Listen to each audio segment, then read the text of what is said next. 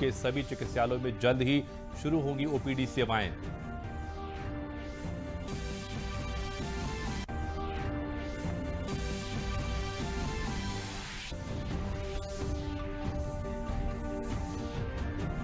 नमस्कार, मैं हूं प्रणब अग्नोत्री और अब समाचारों में आपका स्वागत है। समाचार विस्तार से। मोदी सरकार के दूसरे कार्यकाल का आज 1 साल पूरा हो रहा है। इस मौके पर प्रधानमंत्री नरेंद्र मोदी ने देश के नागरिकों के नाम एक पत्र लिखा, जिसमें उन्होंने मोदी सरकार के 2.0 के कामकाज का ब्यौरा दिया। प्रधानमंत्री ने देश के नाम अपने पत्र में किसानों, श्रमिकों, गरीब तबकों और वांछितों के लिए सरकार की योजनाएं और उनके सामाजिक, आर्थिक और राजनीतिक उत्थान के लिए सरकार के द्वारा किए गए प्रयासों को इंगित किया।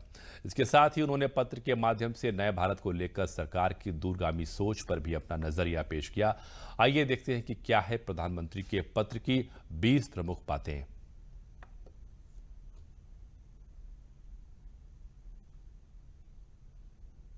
वर्ष 2019 का जनादेश देश के बड़े सपनों के लिए बीते 1 साल में लिए गए फैसले इन्हीं बड़े सपनों की उड़ान है। साथ ही सबका साथ, सबका विकास, सबका विश्वास के मंत्र को लेकर देश हर दिशा में आगे बढ़ रहा है।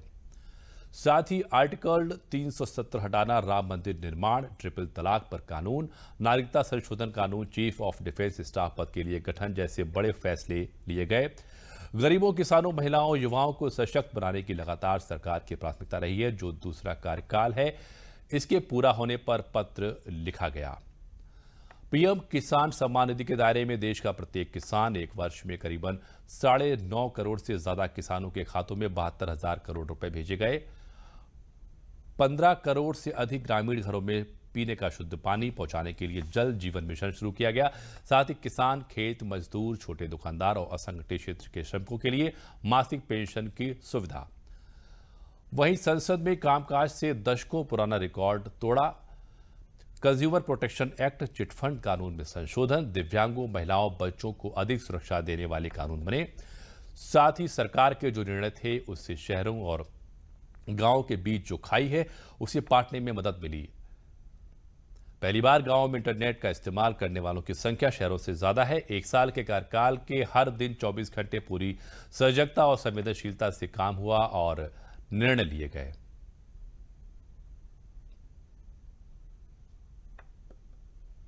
पीएम नरेंद्र मोदी के दूसरे कार्यकाल का जब आज 1 साल पूरा हुआ, तो इस मौके पर केंद्रीय गृह मंत्री और भाजपा के वरिष्ठ नेता अमित शाह ने ट्वीट करते हुए लिखा है कि ऐतिहासिक उपलब्धियों से परिपूर्ण मोदी सरकार 2.0 के 1 वर्ष के सफल कार्यकाल पर देश के लोकप्रिय प्रधानमंत्री श्री नरेंद्र मोदी जी को हृदयपूर्वक बधाई देता हूं। साथ ही मुझे पूर्ण विश्वास है कि आपके दूरदर्शी और निर्णायक नेतृत्व में भारत ऐसे ही निरंतर प्रगतिशील रहेगा। मोदी जी ने इन 6 वर्षों के कार्यकाल में न सिर्फ कई ऐतिहासिक गलतियों को सुधारा, बल्कि 6 दशक की खाई को पाटकर विकास पथ पर अग्रसर एक आत्मनिर्भर भारत की नींव भी रखी। वहीं प्रधानमंत्री नरेंद्र मोदी के दूसरे कार्यकाल का आज पहला साल पूरा हो रहा है। इस अवसर पर भारतीय जनता पार्टी के राष्ट्रीय अध्यक्ष जेपी नड्डा ने पीएम मोदी के कुशल नेतृत्व की सराहना की और ट्वीट करते हुए बताया कि मैं पुनः करोड़ों करोड़ भाजपा कार्यकर्ताओं की तरफ से प्रधानमंत्री श्री मोदी जी का और उनकी सरकार के कार्यकाल के ऐतिहासिक और अभूतपूर्ण 1 साल के पूरा होने पर अभिनंदन करता हूं। हम सभी भाजपा कार्यकर्ता पूरी निष्ठा के साथ देश के निर्माण में मोदी जी का साथ देंगे।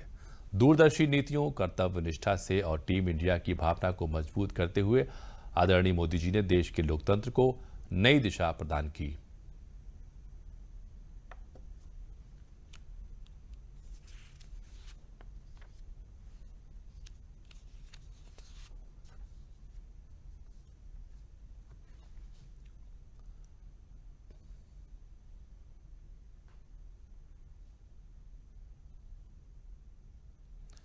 और वहीं रक्षा मंत्री राजनाथ सिंह ने केंद्र सरकार के दूसरे कार्यकाल का पहला साल होने पर उन्हें ट्वीट किया और कहा कि ये साल बड़े परिवर्तन लेके आया।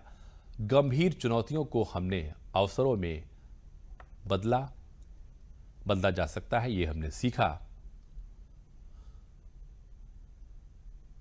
साथ ही मोदी जी के नेतृत्व में यह भरोसा देश को है कि भारत के आम जनमानस में प्रधानमंत्री नरेंद्र मोदी ने देश और दल दोनों की विश्वसनीयता को बढ़ाया है।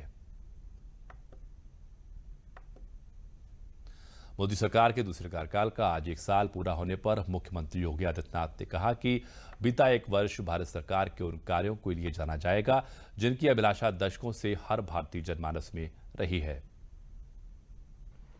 पहले 5 वर्ष का कार्यकाल भारत को दुनिया की एक आर्थिक महाशक्ति के रूप में स्थापित करने की आधारशिला के रूप में जाना जाएगा,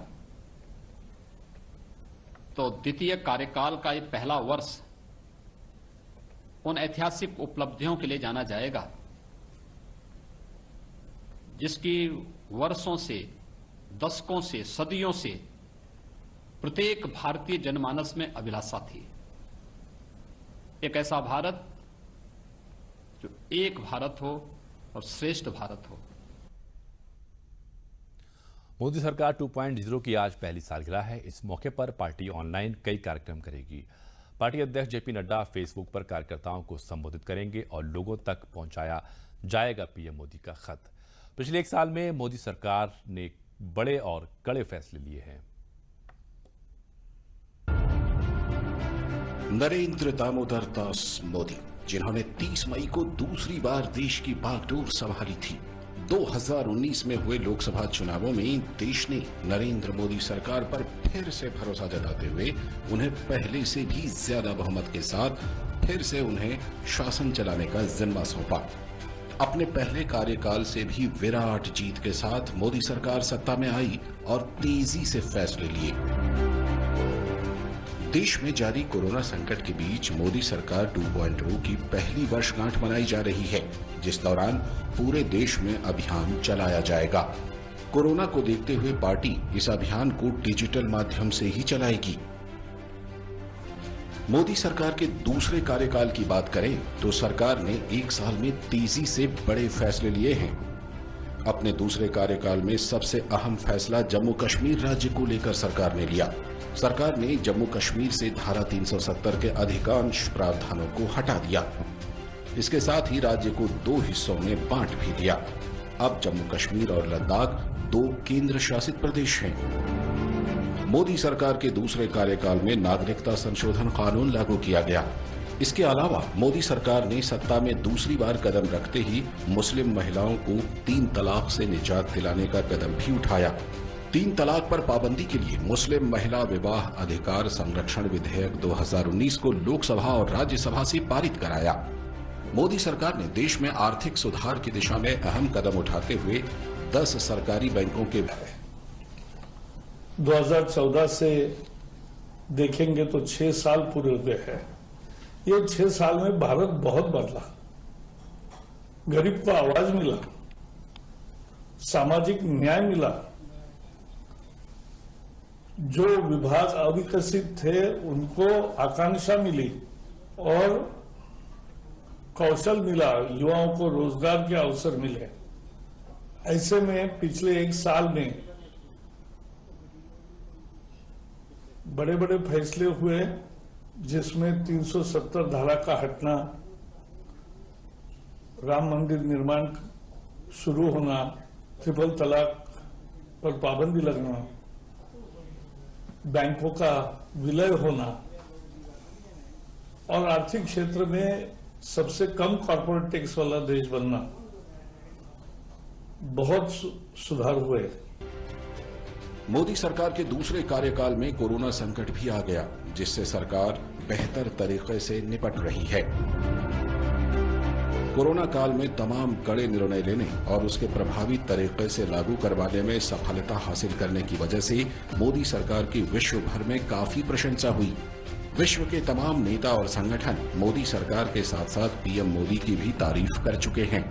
कोरोना वायरस के कारण जारी लॉकडाउन के बीच पीएम मोदी ने देश की अर्थव्यवस्था में जान फूंकने के लिए 20 लाख करोड़ रुपए के विशेष राहत पैकेज का ऐलान किया, जिसमें हर एक सेक्टर को कोरोना से उबरने के लिए अनेक राहतें दी गई हैं। ये पैकेज भारत की जीडीपी का लगभग 10% है। प्रधानमंत्री ने आत्मनिर्भर भारत अभियान की भी शुरुआत की है। अभी देश कोविड के संकट से जूझ रहा है। हमारे पास कोई तैयारी नहीं थी, ना मास्क बनता था, ना वेंटिलेटर बनते थे, ना स्वैब की स्टिक भी नहीं बनती थी और नहीं पीपीई सूट्स बनते थे, आज सभी बनने लगे। मेक इन इंडिया का आविष्कार 4 महीने में हो गया और आज देश आत्मनिर्भर होकर आज कोरोना से लड़ रहा है और देश के जनता के सहयोग से हम कोरोना को मात देंगे, ये मुझे विश्वास है। कुल मिलाकर मोदी सरकार का दूसरा कार्यकाल तेज फैसलों के लिए जाना जा रहा है, चाहे वो लोगों के कल्याण के लिए फैसला हो या फिर देश के आर्थिक हालात के लिए। यही नहीं, कोरोना संकट में भी तेजी से काम करके सरकार लोगों को राहत दे रही है। प्रधानमंत्री नरेंद्र मोदी कल यानी 31 मई को आकाशवाणी के जरिए देश की जनता के साथ मन की बात साझा करेंगे। इस कार्यक्रम की ये 65वीं कड़ी होगी। मन की बात कार्यक्रम के जरिए प्रधानमंत्री मोदी जनता के साथ विभिन्न महत्वपूर्ण विषयों और मुद्दों पर अपने विचार साझा करते हैं। इस कार्यक्रम के लिए प्रधानमंत्री ने लोगों से सुझाव भी मांगे हैं ताकि जनता से जुड़े मुद्दों को वो इस कार्यक्रम में शामिल कर सकें। इस कार्यक्रम का प्रसारण आकाशवाणी के साथ दूरदर्शन के सभी चैनल्स पर होता है। प्रदेश के खादी ग्रामोद्योग मंत्री सिद्धार्थनाथ सिंह ने प्रयागराज में कहा कि प्रवासी श्रमिकों को रोजगार देने के संकल्प को पूरा करने को लेकर एमएसएमई ने कमर कस ली है। इसके लिए प्रदेश में 11 लाख से अधिक श्रमिकों को नौकरी दिलाने के लिए आईआईए, नार्डेको, फिक्की और तमाम इकाइयों से समझौता किया गया है। सिद्धार्थनाथ सिंह ने बताया कि अकुशल श्रमिकों को प्रशिक्षण देकर उन्हें रोजगार से जोड़कर स्वावलंबी बनाने के लिए सरकार ने MOU साइन किए हैं। इससे दूसरे राज्यों से लौटे श्रमिकों को विभिन्न उद्योगों में समायोजित तो किया ही जाएगा, साथ ही प्रदेश उद्योग के मामले में एक हब के रूप में भी विकसित होगा। उन्होंने कहा कि उत्तर प्रदेश प्रधानमंत्री के लोकल से फोकल के सपने को साकार करने में जुटा हुआ है। उन्होंने ये भी कहा कि अब तक 18 लाख श्रमिक प्रदेश में आ चुके हैं, जिनकी मैपिंग की गई है। 11 लाख जो रोजगार है, जो प्रवासी श्रमिक आए उनको उपलब्ध कराए गए हैं और इसके 4 MOUs हुए। फिक्की ने किया है, इंडियन इंडस्ट्रीज एसोसिएशन ने किया है, साथ साथ फिर लघु उद्योग भारती और एक कंस्ट्रक्शन इंडस्ट्री का एसोसिएशन नडेरको, सबने मिला के 11 लाख के हमें अपने प्रस्ताव दिए हैं। उसमें किस प्रकार के स्किल है, सेमी स्किल है, वो सब दिया है। 18 लाख जो प्रवासी श्रमिक आए थे उनको एमएसएमई विभाग ने उनकी मैपिंग करी थी स्किल के आधार पर। वो हमारे पास उनके मैपिंग को मैच करते हुए हमने 11 लाख की को भी डिटेल दी है। उसका MOU हुआ है मुख्यमंत्री जी के सामने। देखिए, मैं इतना ही कहूंगा, आने वाले समय में जो प्रधानमंत्री जी का सपना है कि लोकल वोकल बने और वोकल से ग्लोबल बने, उत्तर प्रदेश इस दिशा में काम करना शुरू कर चुका है। हम लोग की 1 डिस्ट्रिक्ट 1 प्रोडक्ट की जो स्कीम है 2018 में है, उसके अंदर यही जो लोकल है उसी प्रोडक्ट को उठा के उसको हम लोग देश भर में और विश्व भर में उसको पॉपुलर कर रहे हैं और उनकी मार्केटिंग कर रहे हैं। जनपद अयोध्या के दौरे पर पहुंचे चिकित्सा, स्वास्थ्य व परिवार कल्याण मंत्री जय प्रताप सिंह ने जिला चिकित्सालय का निरीक्षण किया और आकस्मिक चिकित्सा सेवा और स्वास्थ्य भर्ती मरीजों का हाल जाना। चिकित्सा स्वास्थ्य मंत्री ने कहा कि अभी सभी सरकारी गैर सरकारी डॉक्टरों को प्रशिक्षित किया गया है। सभी चिकित्सक आकस्मिक चिकित्सा सेवा शुरू करेंगे। उन्होंने ये भी बताया कि कोरोना महामारी के चलते OPD की सेवा को बंद किया गया था, लेकिन कुछ शर्तों के साथ जल्द ही OPD की सुविधा शुरू की जाएगी। उन्होंने कहा कि कोरोना महामारी के चलते चिकित्सा और स्वास्थ्य की सुविधाएं ठप पड़ी हुई थीं। अब यह आवश्यकता समझी जा रही है कि सरकारी और प्राइवेट चिकित्सालय को भी इमरजेंसी सुविधाएं प्रारंभ करना चाहिए।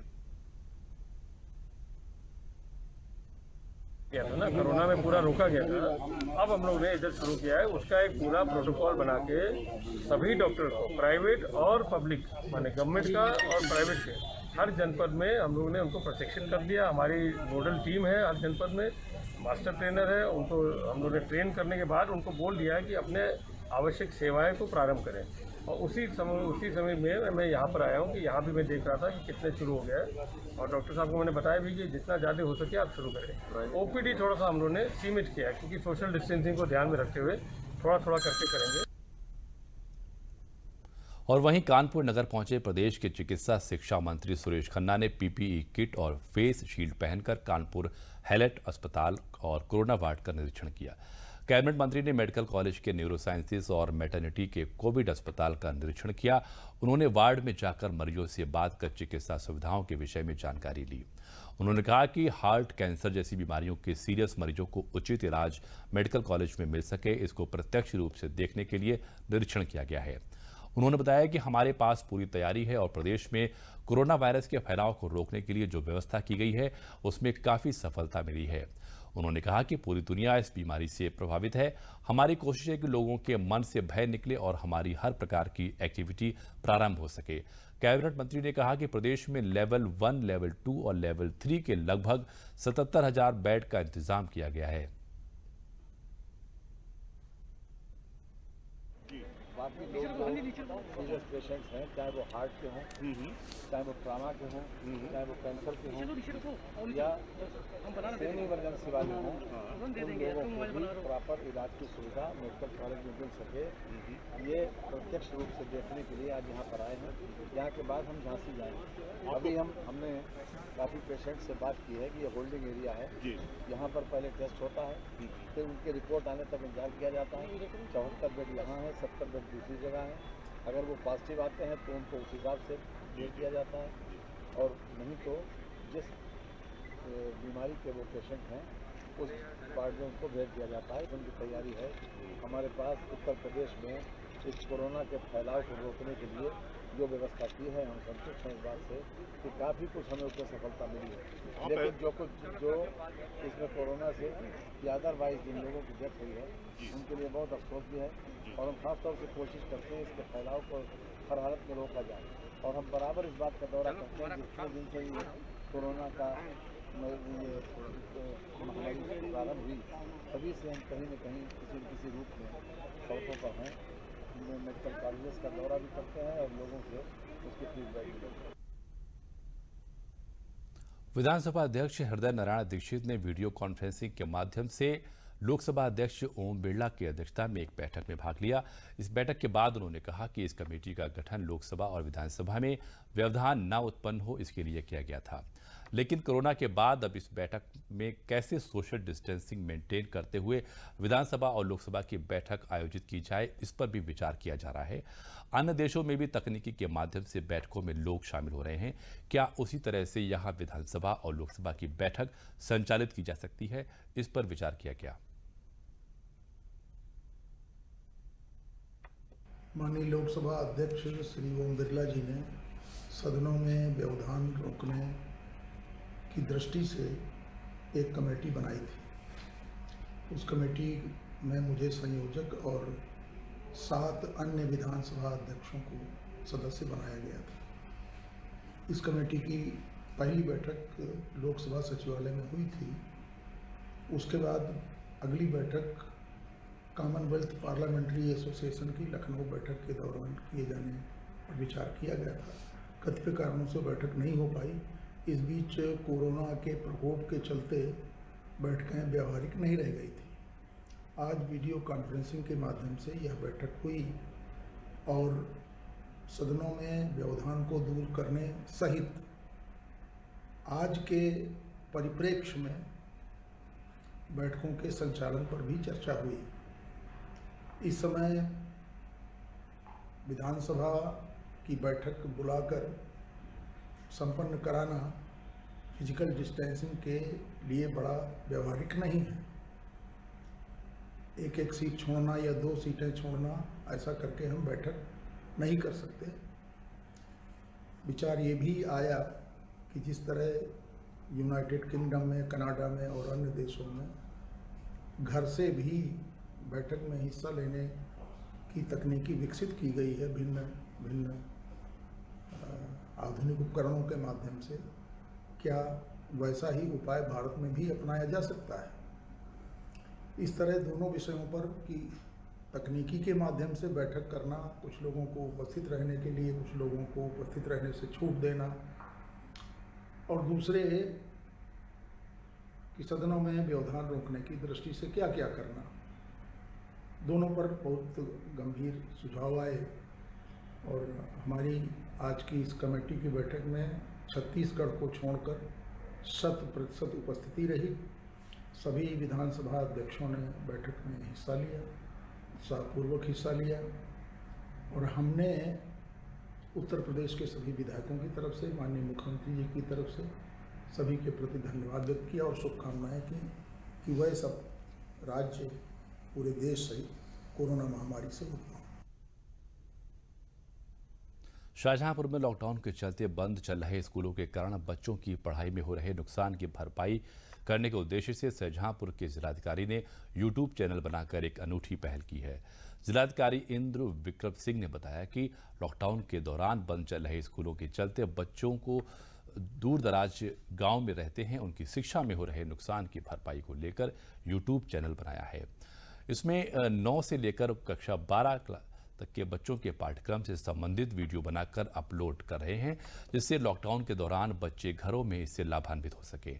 उन्होंने कहा कि इस चैनल पर पाठ्यक्रम के पढ़ाई के वीडियो बनाने में सभी अधिकारियों समेत शिक्षा के जुड़े लोग सहयोग कर ही रहे हैं, वहीं इच्छुक शिक्षक भी अपना सहयोग कर सकते हैं। उन्होंने बताया कि कुछ सीबीएसई बोर्ड जैसे विद्यालय पहले से ही ऑनलाइन शिक्षा पर जोर दे रहे हैं, लेकिन ऐसे नाजुक मौके पर यूपी बोर्ड के बच्चों के लिए इस तरह के प्रयास से पढ़ने में काफ़ी मदद मिलेगी। अपलोड वीडियो से घर बैठकर पढ़ाई कर रहे छात्रों ने बताया कि हम लोगों का पढ़ाई में काफ़ी नुकसान हो रहा था, लेकिन प्रशासन के इस अनूठे प्रयास से काफ़ी हद तक पढ़ने में मदद हो रही है। जो डीएम साहब ने भी मैथिली शरण गुप्त का पाठ पढ़ाया था। देश में मोदी सरकार 2.0 के 1 वर्ष पूरा होने पर जनपद हापुड़ की जनता ने प्रधानमंत्री नरेंद्र मोदी के इस 1 वर्ष के कार्यकाल की जमकर सराहना की है। जनता ने पीएम मोदी के इस 1 साल के कार्यकाल को जनता और देश हित के लिए बताया है। जनता इस बात को लेकर भी काफ़ी खुश है कि प्रधानमंत्री नरेंद्र मोदी द्वारा वैश्विक महामारी से बचाने के लिए जो लॉकडाउन की घोषणा की गई है, उससे जनता को काफ़ी राहत मिली है और जनता कोरोना जैसी घातक बीमारी से काफ़ी हद तक सुरक्षित है। साथ ही जनता ने पीएम मोदी द्वारा 370 हटाए जाने 3 तलाक पर सही फैसले का भी स्वागत किया है। पीएम मोदी द्वारा लॉकडाउन में चलाई जा रही पीएम गरीब कल्याण योजना समेत फ्री गैस, गरीबों को मुफ्त राशन, किसान सम्मान निधि द्वारा भेजी गई किसान किस्तों की भी हर तरफ तारीफ की जा रही है।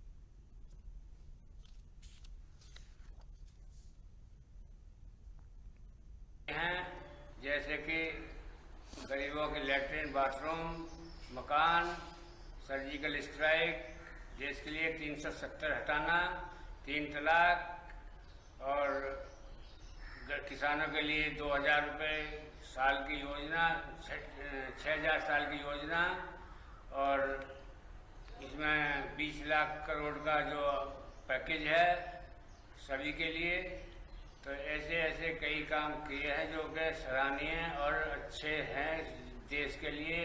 भारत के लोकप्रिय प्रधानमंत्री माननीय श्री नरेंद्र मोदी जी के नेतृत्व में हमारे देश ने जहां एक और चहुमुखी विकास किया है, वहीं 1 वर्ष के अंतकाल में बहुत ही सराहनीय कार्य हुए और इस वर्ष कोरोना संक्रमण। अलीगढ़ में कोरोना वायरस की महामारी के कारण दूसरे राज्यों से आए प्रवासी मजदूरों के बच्चों को अब जिले के परिषदीय स्कूलों में दाखिले की कवायद बेसिक शिक्षा विभाग ने शुरू की है। जिले में दिल्ली, हरियाणा, पंजाब समेत विभिन्न राज्यों से लगभग 3000 परिवार आ चुके हैं। बीएसए ने बताया कि कोविड-19 की महामारी के कारण बच्चों की शिक्षा को रुकने नहीं दिया जाएगा। बच्चों को सरकार की ओर से निःशुल्क शिक्षा दी जाएगी, जिसमें बैग, कॉपी, किताब दी जाएंगी। वहीं अन्य प्रदेशों से आए प्रवासी मजदूरों का कहना है कि लॉकडाउन में अब अपने जिले में आ गए हैं, अब बाहर नहीं जाएंगे, अपने बच्चों को यहीं प्राइमरी स्कूलों में पढ़ाएंगे।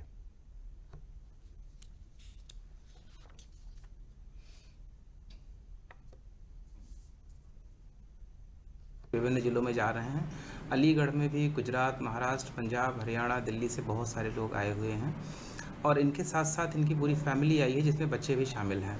तो हम सबके स्टेशन पर ड्यूटी के दौरान हमें ये ज्ञात हुआ कि बहुत बड़ी संख्या में जो बच्चे आए हैं उनको हमारा विभाग क्यों ना उनका एडमिशन करवाए। इसके लिए हमने पूरे प्रशासन से एक लिस्ट ले ली है और उस सूची के अनुसार इन बच्चों के घरों पर इनके अभिभावकों से संपर्क करके हमारे टीचर इनका स्कूलों में नाम लिखवाएंगे और इनको हर तरह से सारी खाने पीने और इनके कापी किताब, ड्रेस, जूते, मोजे सब की व्यवस्था करते हुए इनको अच्छी शिक्षा देने का प्रयास वैश्विक महामारी कोरोना के इस दौर में मनरेगा योजना बाराबंकी जिले में श्रमिकों के लिए वरदान साबित हो रही है, जिसके अंतर्गत आर्थिक रूप से प्रभावित लोगों को रोजगार मिला है। हजारों की संख्या में जनपद लौटे श्रमिकों को जिला प्रशासन द्वारा मनरेगा योजना के तहत रोजगार उपलब्ध कराया जा रहा है। जिले के 1098 ग्राम पंचायतों में करीब 66,000 श्रमिकों को मनरेगा योजना के तहत गांव की साफ सफाई से लेकर सड़क, नहर, पौधारोपण और छोटी छोटी नदियों और तालाबों को पुनर्जीवित करने के कामों में लगाया गया है, जिससे इनकी आर्थिक स्थिति को सुधारा जा सके। दिल्ली, मुंबई और पंजाब से लौटे श्रमिकों ने बताया कि कोरोना बीमारी की वजह से परेशान होकर हम लोग वापस अपने गांव आ गए हैं। यहां सरकार ने हमारी जरूरतों को ध्यान में रखते हुए हम सभी लोगों को मनरेगा योजना के तहत अपने ही गांव में काम दिया है, जिससे हमको बहुत सहूलियत मिली है, जिसके लिए हम सरकार को धन्यवाद देते हैं।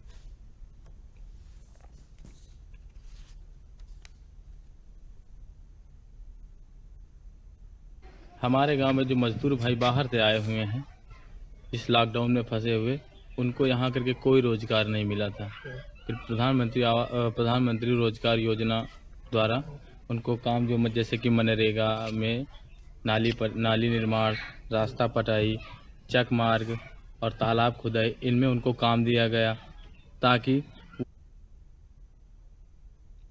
जौनपुर जिला चिकित्सालय में आने वाला हर रोगी और उसका परिजन अस्पताल के गेट पर ही सैनिटाइज किया जाएगा। इसके लिए अस्पताल प्रशासन ने एक निजी फाउंडेशन के सहयोग से अस्पताल के आपातकालीन कक्ष के बाहर ऑटोमेटिक सैनिटाइजर मशीन स्थापित की है। इसमें प्रवेश करते ही फव्वारों के माध्यम से दवा निकलेगी, जो व्यक्ति को कीटाणु मुक्त करेगी। फाउंडेशन के कार्यकर्ताओं ने बताया कि इस ऑटोमेटिक सैनिटाइजर मशीन से जिला चिकित्सालय में आने वाले सभी रोगियों को कीटाणु मुक्त करेंगे।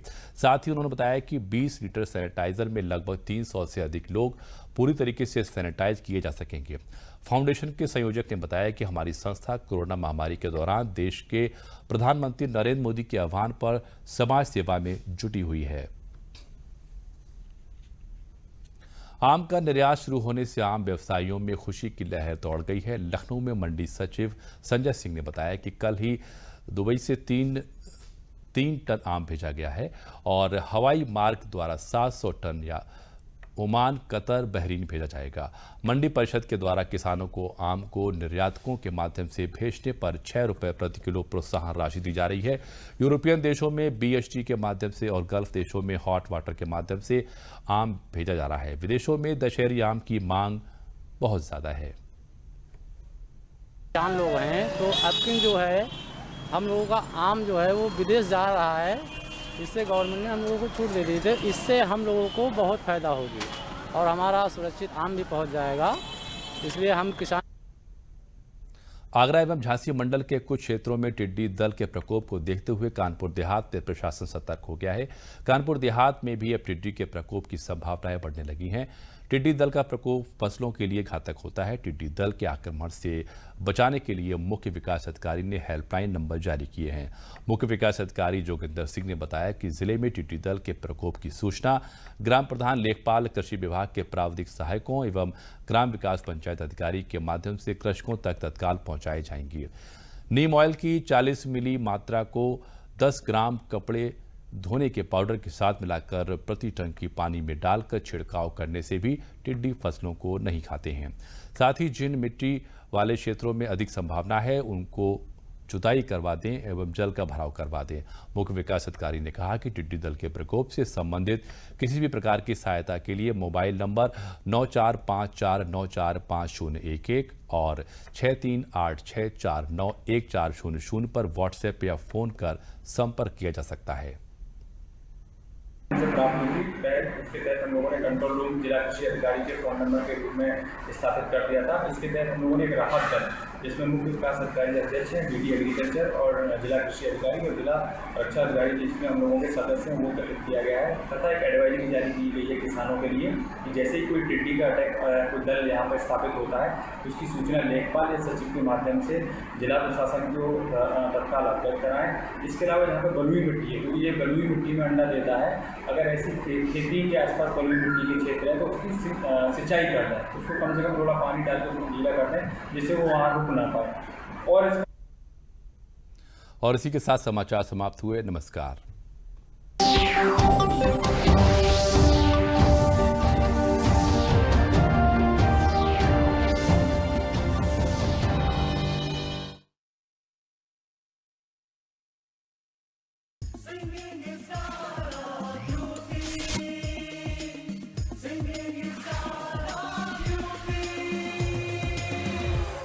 नैनों में बसिया जैसे नैन ये तेरे, नैनों में बसिया जैसे नैन ये तेरे, तेरे मस्त मस्त दो नैन मेरे दिल का ले गए चैन, मेरे दिल का ले गए चैन।